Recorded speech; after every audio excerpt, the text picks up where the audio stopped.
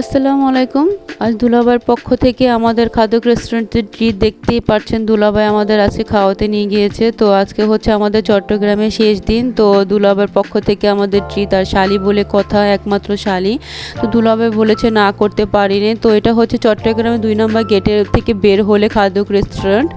তো রেস্টুরেন্টটা নাকি খুবই ভাইরাল। তো সেখানে প্রচুর পরিমাণ ভিড় থাকে। তো আমরাও সেখানে ভিড় পেয়েছি। তো 20 মিনিট পর আমরা বসার জায়গা পেয়েছি।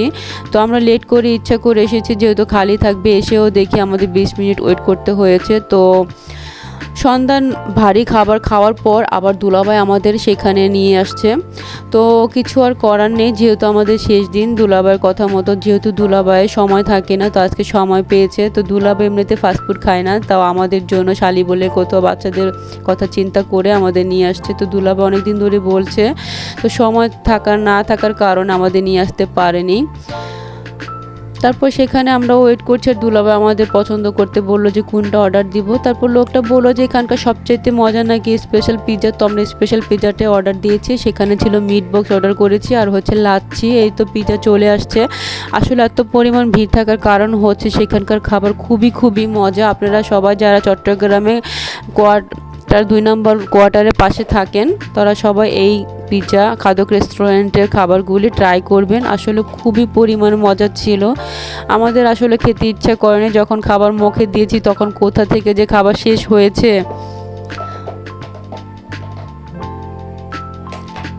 তো দুলাভাইকে অসংখ্য ধন্যবাদ আমাদের ট্রিট দেওয়ার জন্য। যেহেতু তাদের ঘরে এত পরিমাণ খাবার খাওয়ার পর আবার বাইরে খাওয়ানো হয়েছে, যেহেতু দুলাভাই প্রচুর পরিমাণ খাবার খেয়েছে।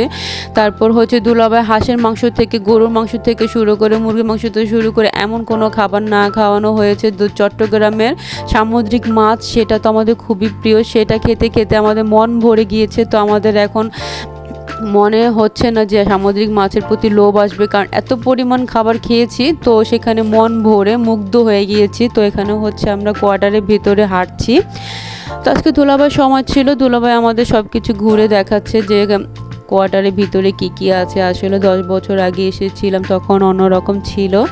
তো আজকে একটু আমরা ঘুরে দেখছি। তো রাতের বেলা, তো ঠান্ডা খুবই কম ছিল চট্টগ্রামে ঢাকার তুলনায়। এর জন্য বাচ্চারা ঘুরতে খুব এনজয় করছে। তো ওরা হচ্ছে দৌড়াদৌড়ি করছে। তো শাকেরা স্কুল দেখাবে আমাদের।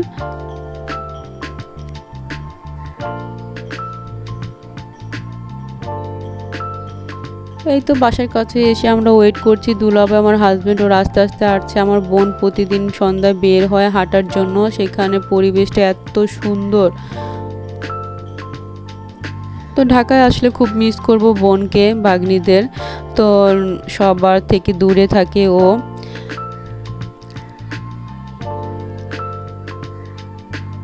তারপরে তো আমার ইমাদ বাবু খুবই হাঁটছে। তো সেখান থেকে খাদকের রেস্টুরেন্টে খাবার দাবার খেয়ে কোয়ার্টারে হাঁটতে প্রায় 10টা বেজেছে। তো সেখানে বাসায় গিয়ে আর খাবারের কোনো ইচ্ছাই ছিল না। তারপর অল্প করে আমরা রাতে 12টার দিকে খাবার খেয়ে ঘুমিয়েছিলাম, যেহেতু আমরা চলে আসব, কালকে ঢাকা চলে আসব। 4টা 25-এ আমাদের সোনার বাংলা এক্সপ্রেসের ট্রেন। তারপর হচ্ছে এখানে অনেক রাত হয়েছে। তারপর সব কিছু ঘুরে দেখছি। তো সবাই আমার ভিডিওটি যদি ভালো লাগে অবশ্যই আমার ভিডিওটি লাইক করবেন, কমেন্ট করবেন, শেয়ার করবেন, আর সাবস্ক্রাইব করতে ভুলবেন না প্লিজ, যেহেতু আমাদের নতুন চ্যানেল। তো সামনে আরও অনেক ভিডিও আছে। তো আজকে এতটুকুই থাকলো ভিডিওটা। নেক্সট ভিডিও দেখার জন্য অবশ্যই আমার চ্যানেলটিকে সাবস্ক্রাইব করবেন। আল্লাহ হাফেজ।